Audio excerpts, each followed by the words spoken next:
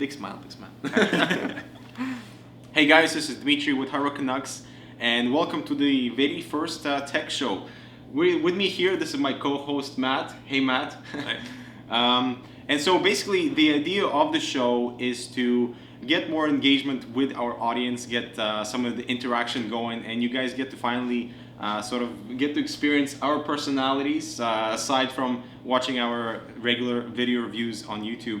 So this is going to be a way to get your engagement, and just hopefully it's going to work out to the way we're going to run the show, because we have a lot of topics lined up. We're going to be covering a lot of tech news. Some of the most recent tech news, will be answering questions from you guys. And so today's show is a pilot episode for the Haro Canucks Tech Show, and we still have not come up with a name yet. Yeah, we got nothing. we got nothing. So Matt and we've agreed that we would like your opinion on the name for the show. So leave your comments down below regarding the name or the potential name show, and perhaps some people can also chime in, and maybe your name for the show will become the tech show for the Haro Canucks. You'll never know. Yep. So we got a lot of cool topics coming up today, and so I guess we'll just dive right into it. And the first topic is it's actually been recently. It came up yesterday. It's pretty big news. It's coming directly out of China, and specifically Foxconn, and it's kind of it's about basically the console war that's going on right now. It looks like PlayStation might be in a little bit of trouble with the PS4. Basically, Foxconn, the people that are actually making the PS4 for Sony, are going to a school or a series of schools, and they're basically cherry-picking students to work there. Yeah. Now, that's not necessarily a bad thing, except for the fact that they're forcing the kids to work there for school credit. For school credits. So not only is that like an issue in its own right, but they're using students that are underage. So I think there was some 14-year-olds where the legal age is 16. So that's kind of a big issue in its own.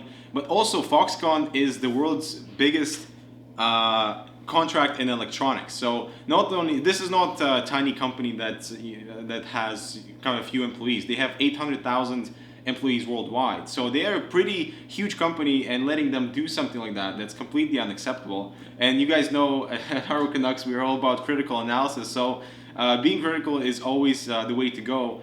And so Foxconn, being the world's biggest electronics contractor, not only are they producing things for PS4 that's coming up, but they're also working for Apple and HP, Nokia. So under normal circumstances, I guess this might not really be that big of a surprise. I mean, considering, Foxconn technically hasn't really done much to stop, everything that happened a couple of years ago, when, they had those mass suicides, basically, the people jumping off the building. Now, they have done things like exercise classes and let's all be cheerful and have a chanted motto before the morning. I mean, that's fantastic, except for building morale. Mm-hmm. But the one thing that I really didn't like about this story, the thing that really pushed my buttons a little bit, was the fact that they're forcing these students to basically work the graveyard shift. So it's not even like an actual 9 to 5 shift. They're working midnights and then having to go to school during the day. So, and they're being forced to do this for credits at school. So number one, blame has to fall on Foxconn, but also with the school itself. I believe it was, it's the Zion Institute of Technology. So I'm blaming you, Institute of Tech. So that's basically what I gotta say about that. I'm a little bit pissed off about it, but that's just me. And actually, based on the response of this worldwide community, because this is pretty huge news, especially with PS4. Like they did this with a smart move, sort of bring up the attention and bring up relevant attention to the whole tech industry, saying that that this is relevant because PS4 is coming out and that's very exciting, but here's the little details that you should probably know about sort of the production facilities. That's what's going on. And so there's been a response from the school and from the company, from Foxconn itself, stating that they admitted the guilt, first of all, so that's a good thing, and they're working with the school now to get rid of that mandatory credit work for during the graveyard shift. So it's showing that people are aware and they know what's going on, and they know that's it's a bad situation, and it's a good thing to see that international community they're responding in such a positive way, saying that this should not happen. I'm gonna give them credit for one thing though. That's a genius way to get pretty much cheap and free labor.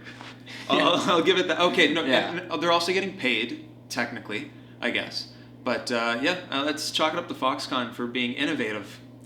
But all right, so the next thing in news that we have right now is that LG and Samsung are both developing a bendable and unbreakable OLED screen. So what does this mean to the wireless cell phone industry? So one thing that first comes to mind is that I think Samsung is going to be coming out with the Note 3, which is going to have the curved screen, and I know LG is coming up with a couple other things. What do you think about that whole curved screen and like having a bendable and unbreakable OLED screens? Well, I'm not sure if that would have anything to do with durability of the phone, because currently, phones like Samsung and the Nexus 4 right now, for example, that are all built of Gorilla Glass, any tiny drop and maybe perhaps a really bad angle that they would crack the screen, right? Yeah. So that's one of the things that came to my mind. I mean, if you're able to just if it has some type of flexibility, what type of effect does that have on absorbing vibrations from a fall onto the ground? That's what I was thinking about, though. I mean, if it's malleable, so if you can bend it and move it, wouldn't that also kind of help with like shock resistance? Exactly. A little bit? Yeah. So if you drop the phone, like I don't know if you guys can see this, but this is my phone, and I got a big crack down the middle of it because I'm an idiot and don't have a case. But if you always have, guys get a case. Nexus 4, you just always get a case. Yeah, I should have got it for my S3, but nah, whatever. But so if you drop your phone, the case can kind of like move with the vibration, which means that you're not going to have. I mean, Gorilla Glass is now going to probably go out of business. Hopefully not. But I mean, their call to fame is the fact that they're going to be able to develop that unbreakable or unlikely to break glass that'll go over top of the screen that has like it's touch sensitive and whatnot. And this might actually change the game a lot. The same way that Gorilla Glass is kind of hoping that it would change the game for cell phones. So this is huge news. And I think that you told me a little while ago about like this new 3D technology too that's coming to LED screens. So Disney, who knew, right? Disney? Well, hold on. Disney's making tech. Yeah. Let that sink in for a second. Yeah. Okay.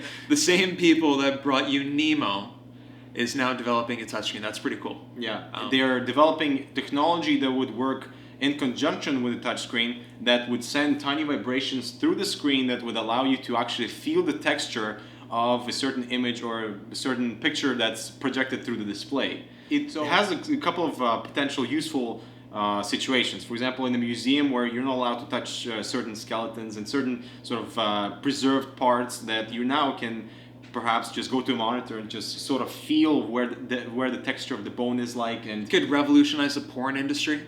Yeah, so more that. Yeah. Oh, it feels so good. Okay. Anyways, so what I think this could really work with is that, like, education-wise, actually something I didn't even think about when we were talking about this before. I mean, medical profession, if you're like a medical student, or if you're looking at scans, I don't know if they have like 3D scan. I'm sure they have 3D scans, but like there's a lot of different use cases that you can use for this, and this could be a game changer, specifically if they're able to come out with the tech and it's something you could create en masse, which would be really cool. Yeah. But of all the people, Disney. I mean, I had no idea that Disney actually even owns stuff, but well, they own Pixar, so that kind of makes sense. But maybe there's some type of visual aid in terms of that. That makes sense. That'd be really cool. So moving on the whole thing about touch screens and stuff like that, new rumors of the Nexus 5 are coming out. Now, I don't know if you guys have heard about the pricing, and there's like different fluctuations with battery life, which is kind of cool. So what have you heard about the Nexus 5? Well, so the Nexus 5, first of all, the rumored release date is always isolating. So it was in the end of October, now it's the 15th of October. So perhaps we could see it next week even. That would be cool.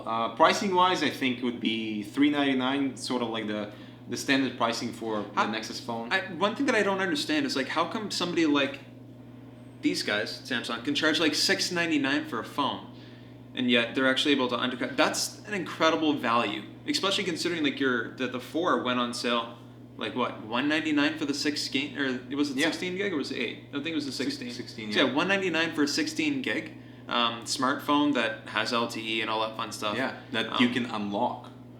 Yeah. Just on a note of this whole mobile movement, and on the topic of Nexus 5, I think it has its own benefits for the consumer who's sort of price conscious, as the Nexus 5 release drops down the prices of previous phones. So for example, the Nexus 4 is still an amazing phone, and it is now free with a lot of plans, right? So the phone that was on sale, usually released at $399, went on sale for $199 as a phone itself, and now it's free with a plan. It works perfectly for a lot of people, because if you're not constantly chasing after the best phone, then it's just a perfect. And the really cool thing is no bloatware.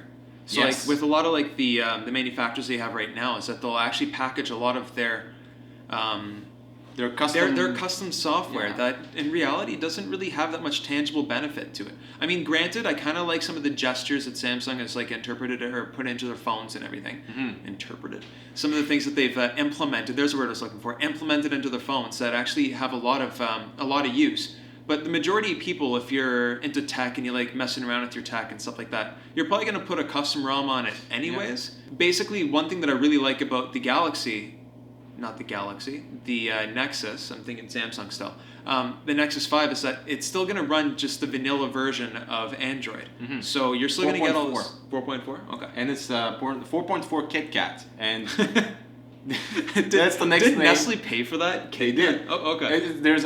I've read today they're actually, I'm not sure if it was rumored or is it confirmed, cooperation between Nestle and and Google. That makes sense considering all the suite ideas like for their code names and everything. I wonder if you can go into settings and then click on Android 4.4, and then instead of jelly beans, it would be a bunch of KitKats running around. I wonder if you could like snap them in half and whatnot. Oh yeah, that'd be cool. Moving on from mobile. So another really big thing that we wanted to talk to you guys about is the new GPUs that are going to be coming up from AMD, or that already are out, technically kind of a little bit. It's the R series. So basically what we're looking at now is that AMD has completely changed up their naming scheme. We're going from the R5 to the R7 to the R9. So R5 is going to be like your mainstream. R5 will be like your middle of the road type of gamer. And then the R9 is going to be like your extreme gaming cards and whatnot. So the R7 series and part of the R9 series are already launched. Now, one thing that I do want to comment on right away is the R9 280X. There's quite a few people that are a little bit confused and they think that this is a brand new card, that this is the new high-end GPU from AMD. Guys, it's not. The 280X is basically just the 7970. It's the exact same card, it's a rebrand, but it's priced a little bit differently than what we've experienced before. Now, this card actually right now, considering where it stands in performance and prices, I'm pretty confident in saying that right now, for the next 2 weeks at least, it's the price performance leader in the category. They're charging $299 for this card. For performance, it equals basically the 680 or the GTX 770, which is the exact same card. Okay, so basically this card is not necessarily brand new, but what is brand new is the pricing. So we're looking at $299 for the actual price point of the 7970, or should I say the 280X, against the 680, the Nvidia 680, or the 770, which is roughly the exact same card. And that's priced at $399. So we're looking at basically $100 difference, and that's huge news considering the fact that we're looking at a card that performs at a really high level. Yeah. And Nvidia doesn't really have anything that can compete against that right now. Yeah. So Nvidia is currently also responding to the whole market, to the AMD's release of these new R7 and R9 cards by lowering prices of their lower models, so the 650 Ti. But they still don't have anything in the exact $299 range that would compete with the R9 card. So that's that's a big deal for AMD. They sort of have the upper hand in that because it performs like the 7970 gigahertz edition, but it is priced $50 less or $100 less. So it is a very good thing certainly from AMD to release something like that for the gamers out there that are not particularly fanboys, but want the best bang for the buck out there. Because I myself have not been following Nvidia throughout my entire life. I've been switching between cards based on performance, and I would say this would be an excellent kind of time to move on to AMD right now. Yeah, I mean AMD is basically doing the exact same thing that they did with the 5870. Guys, I don't know if you remember this, but the 5870 was the first. It was an incredible card. Yeah. It was priced really aggressively. They were first to the market with DirectX 11. Which is what they're doing with Mantle. And actually, that's a perfect segue because I wanted to talk about Mantle. what the hell is Mantle? Well, guys, Mantle is an API. It's a low-level API series of coding, so basically it uses the drivers a little bit more efficiently than what's currently available on the market. So what does that really mean? It means that developers now have the capability that they can avoid bottlenecks that are caused from communicating between the GPU and CPU. Mm-hmm. So a lot of the tasks or the pulls can be pulled directly off of the GPU itself rather than having to go through the whole system of going to the CPU, then the CPU calling and going directly to the GPU. And one of the other things that's really big about this is that there's games that are just recently being betaed BF4. For all of you people that have basically lived under a rock for the past little while, BF4 Battlefield 4 is the newest game from DICE that uses Frostbite 3 and it uses Mantle. Yeah. It's going to take over the world. Now, all you fanboys that want to get angry with me and say that Call of Duty is going to be the biggest game, so that Ghost is going to be fantastic.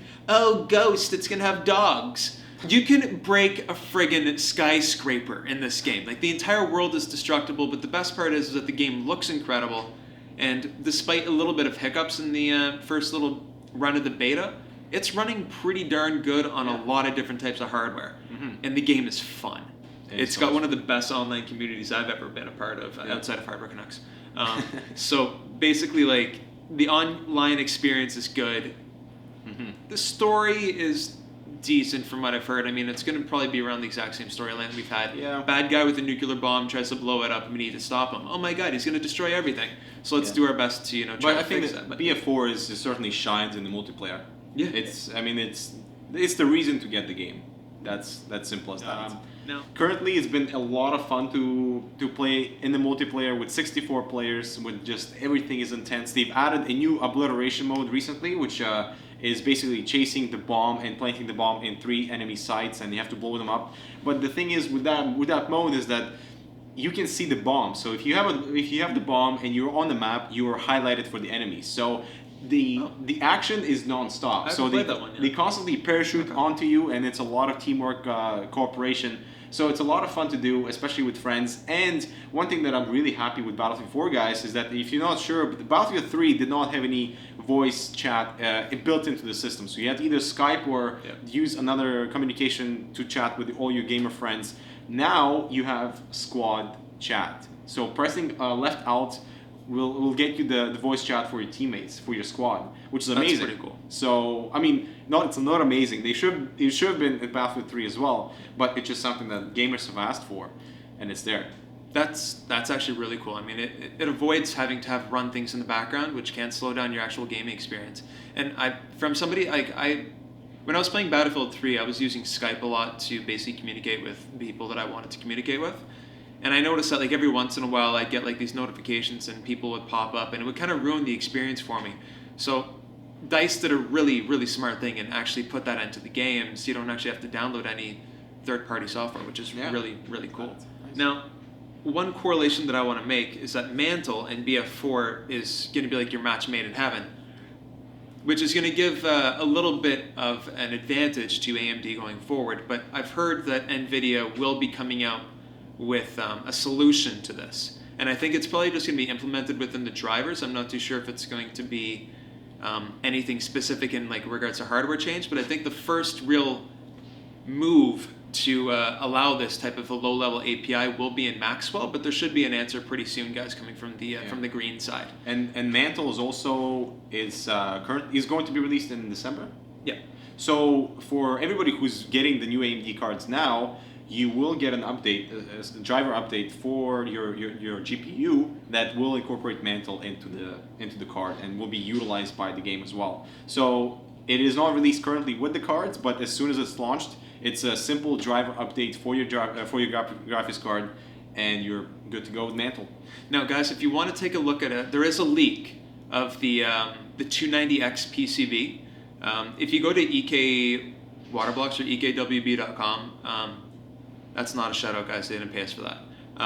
So basically, if you go to their cooling configurator, which is I think coolingconfigurator.com, you can type in the R9 290X, and that will show you the PCB in the stock cooler. I mean, everybody's seen the stock cooler. Thankfully, this time around, they're not building with wood nails. Sorry, guys, I kind of had to say that. We were kind of anticipating something along the lines, at least I was. But you can see the PCB, and you can see that they're using pretty high-end components like they usually do, and it'll give you a little bit of a sneak peek as to what you can expect from what I'm expecting to be the performance leader. I haven't seen the card. I want to caveat that. I haven't seen anything about it yet. I've seen, some leaks, probably the same stuff that you guys have seen, but I'm expecting it to be a Titan killer. So we'll see if that actually comes. It is the hype. Happening. At least they're trying to build up the hype for it to be the. Well, you know what? The hype is good. It gets people excited, and you always look forward to the hyped cards to see if it lives up to the hype. If it is a Titan killer and it's $650 versus the $1,000 for the Titan, I mean that's a huge price difference. Yeah, game changer. And knowing AMD, it's most likely possible that this price difference is going to still maybe not be the Titan killer in terms of performance, but be very close because that's just how AMD rolls. Yeah, it's like getting a steak on Groupon for like $35, and you could have paid like $90 for it. Trust me, it's a good experience. I don't know if you guys have heard of this company. It's called FitBit. Now, FitBit basically makes these fitness trackers, hence the name FitBit, is just because it's tiny. It's like roughly about that big. They've made a couple different products before, the Fitbit Flex, which is their first kind of like a watch. It's a wearable fitness tracker, which basically tracks your sleep and how much you move, calories you burned.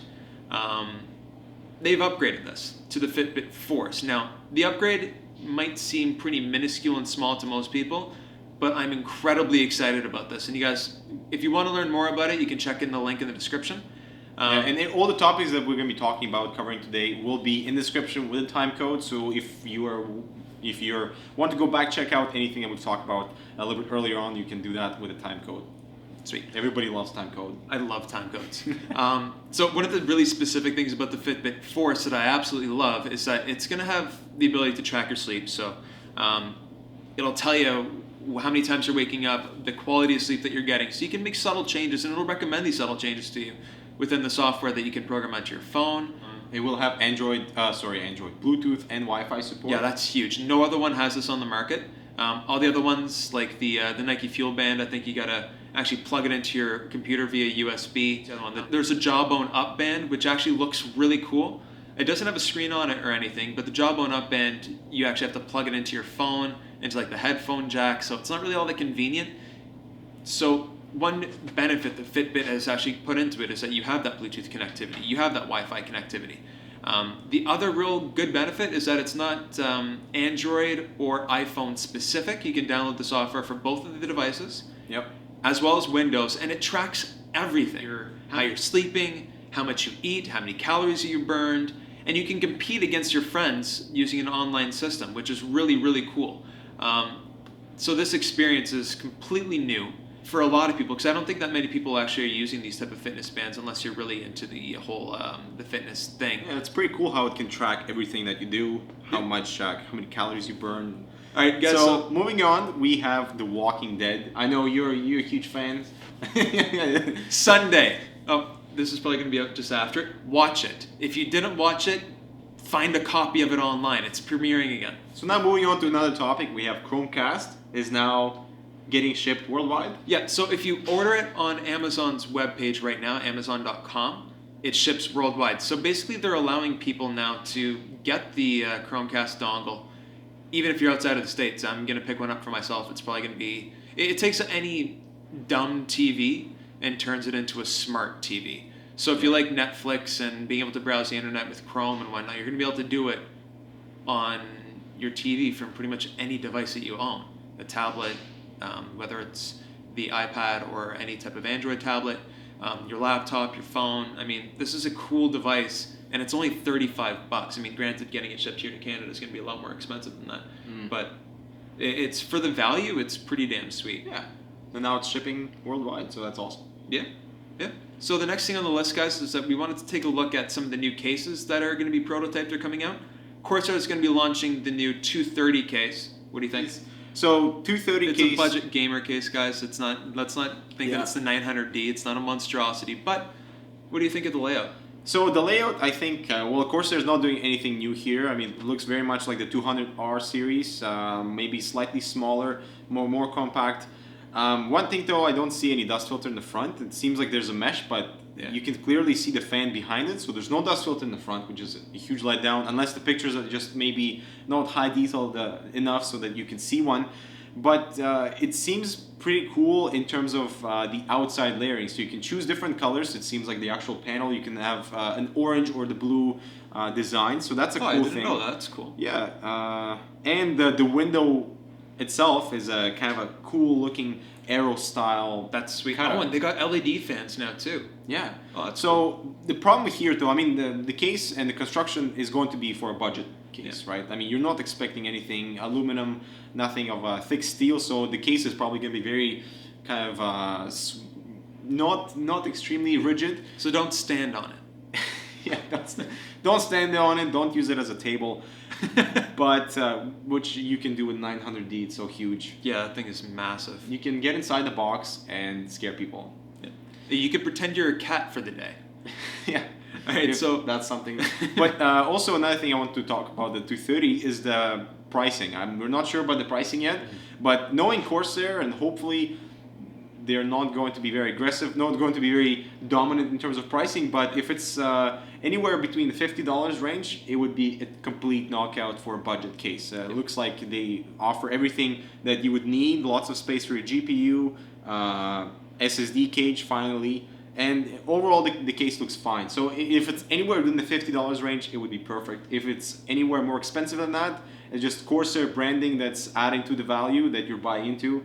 And that's just my opinion that the cases in that range should be definitely around the 50. I'm going to caveat this, and I want to make sure, like, granted, we are expecting this to come in around like $40 to, let's say, $60. Let's put that that price tag on that. Guys, if Corsair, if we're wrong, we're wrong. It's what we're estimating based on the pictures that we're seeing here.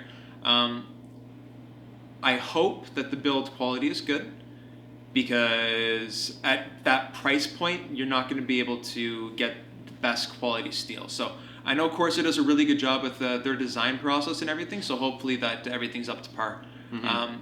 Another case we wanted to take a look at is the RV05 from Silverstone.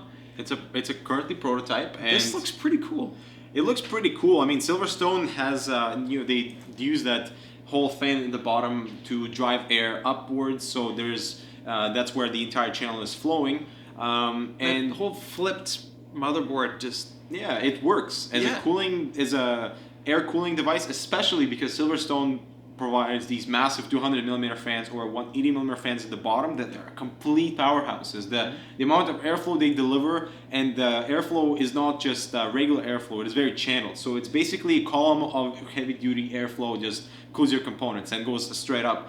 The RV05 though, I'm looking at the pictures right now, and it seems like the top is very much open, and I'm not sure why that is. It makes the case a lot bigger than it actually is to support for hardware. I'm not sure if this was intended to make your graphics card to be as close to the fans as possible at the bottom to provide the most optimal airflow cooling solution.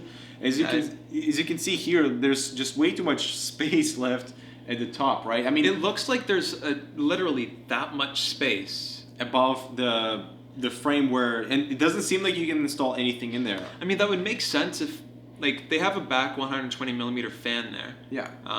For your exhaust. I mean, that would make sense if there was like cutouts, so you can maybe have like an like an all-in-one exactly. cooler, so you could have it sitting outside of the case. But that's actually really interesting. I wonder, guys, Silverstone, tell us why you did this, because that's a lot of wasted space from our point. I mean, it looks, the actual case looks incredible. It looks really tiny, compact, like you guys have done before, but it's pretty interesting, like the design and everything. I mean, tell us, guys, what do you think of this? Yeah. The whole point of this show is, to get a lot of engagement from you guys. So any topics that we've just been discussing, any of the cases that we check out that we would like to hear your opinion on these two cases. What do you guys think of them? Right, so the next thing that we have on the list right now is there's a report that came out a little while ago about Nvidia and Steam or Valve are working together for the Steam OS and those Steam boxes. Mm-hmm.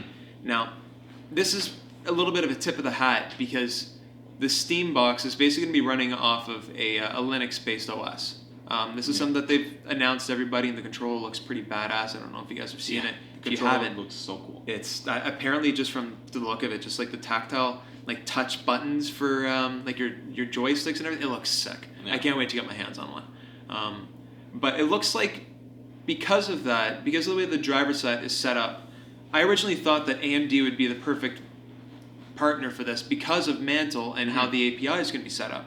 So I think Nvidia kind of tipped their hand a little bit when they announced this, that they'd be working with Valve, because now that they're saying that, hey, we're going to have GPUs in the demo units or in the beta units that Valve is going to be sending out, running the SteamOS, which is, like I said before, just like a really basic Linux OS. So they kind of tipped their hand a little bit.